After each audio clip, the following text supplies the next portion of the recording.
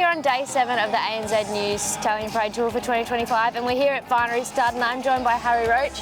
Harry, we've just seen your roster of 6 Stallions parade. They all look fantastic in this beautiful sunshine. I'll talk a little bit about Hawaii 5-0. Obviously, he's having his first foals hit the ground this season. I hear there's a couple of really nice ones. It's the old cliche that most stud masters say that there's some nice foals about the place, but genuinely, we're just ecstatic with what we've seen so far. All bay, which is always something that the studs always like to see, so I think there's a bit of bay dominance coming through already. We inspected a filly at Arrowfield stud yesterday who bred a few mares to the horse, and she was a lovely filly, well grown, actually out of a staying mare, so to see that he's put that speed and substance into her was really positive. Another mare called Lucky Anna at Dave Morris's place. She's the dam of a Group 2 winner. You won't hear Dave speak more positively about a foal, so that mare's booked back to him this season. And another mare in New Zealand which was actually the first Hawaii born. We sent a photo to Harry Mitchell, and he simply responded, "Looks like a Vinnie." So I think that's as good as an endorsement as you could hope to have. Absolutely, and he said he was quite well supported in his first season. Is that support being carried on this year, obviously off the back of some nice foals, and are there any nice names you can let us know that are heading to him this year? Absolutely. I mean, he's such a good-looking horse himself. We always felt that he would have some really good-looking foals, but it's just always nice to see that actually happen. So a lot of people who will have some nice foals, they'll double down, they'll breed to him again this year. Numbers are strong. He'll cover a same-size book of 170. Big names. We bought a really nice young stakes place 2-year-old mare for him called All Woke. There's a dam of Leicester, Group 1 winner Yarraman Park will be breeding back to him this year, and I believe that Jerry will be sending a few more Group 1 winning mares to him, so he's in good shape.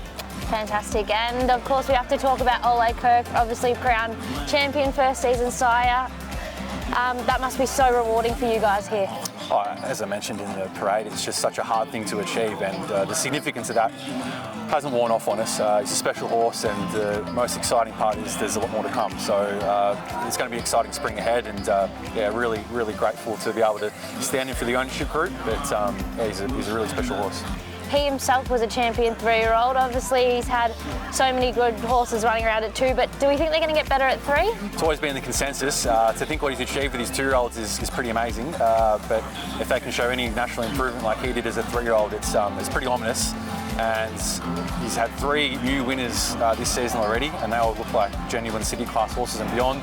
And there's horses that stepped out as first crop 2-year-olds who have genuine scope to go on as 3-year-olds as well. So big spring ahead, big autumn ahead, and if there's any improvement like he showed, then it's a lot of blue sky for him. We're at our final parade on day number 7 of the ANZ News Stallion Parade Tour, bathed in sunshine here at Calvinside. Joining me today is Arvin Chatty. Arvin, we saw your magnificent Calvinside lineup here today. I want to start off by talking about your headline horse and your headline shuttler, Too Darn Hot, champion sire, champion racehorse. What's to come from him this breeding season?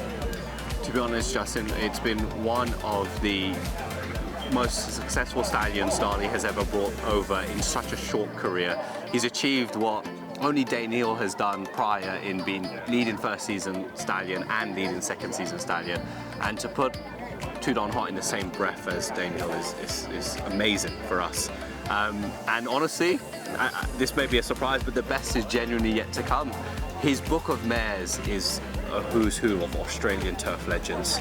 To name but a few: Winx, In Secret, Arcadia Queen. They're some of the greatest race mares to grace Australian turf. And Too Darn Hot's going to cover them. So the future is very bright for that stallion. And what he's done, he's only going to keep improving and keep, I dare say he's going to be our next breed shaper. And speaking of what he's done, of course, you have added two new additions to your stallion roster, but one in particular by Too Darn Hot, and that's Broadsiding, champion 2-year-old, superstar 3-year-old. Tell us a little bit about Broadsiding and what he's going to give to breeders this year. Well, the way I like to describe Broadsiding is he's very much his sire. He's very much Too Darn Hot, except he's got that Aussie substance. He's an Aussie Too Darn Hot, and that's why breeders absolutely love him.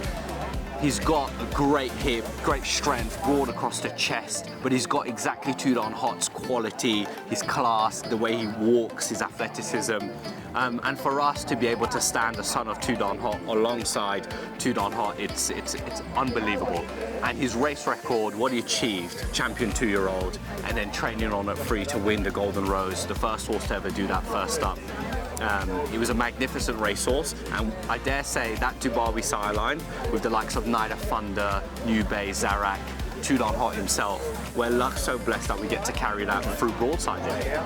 And you mentioned there about the Golden Rose as well, and in that Golden Rose broadsiding pipped your second new addition to the roster, which was Traffic Warden. Unlucky not to win a Group 1, of course, but pricing him at $22,000 including GST gives breeders across Australia an amazing opportunity to access that Street Boss sideline as well. Absolutely. Street Boss has had a phenomenal year. He has the best 2-year-olds of last season in Tempted and Tentris. And of course, our great champion in Animo, but Traffic Warden, we felt like he is exactly what the Hunter Valley New South Wales commercial breeder is looking for. Physically, when you get to see him, he's what you would like to present at a yearling sale. And as a consequence, he's been supported by some of the best breeders here in Australia.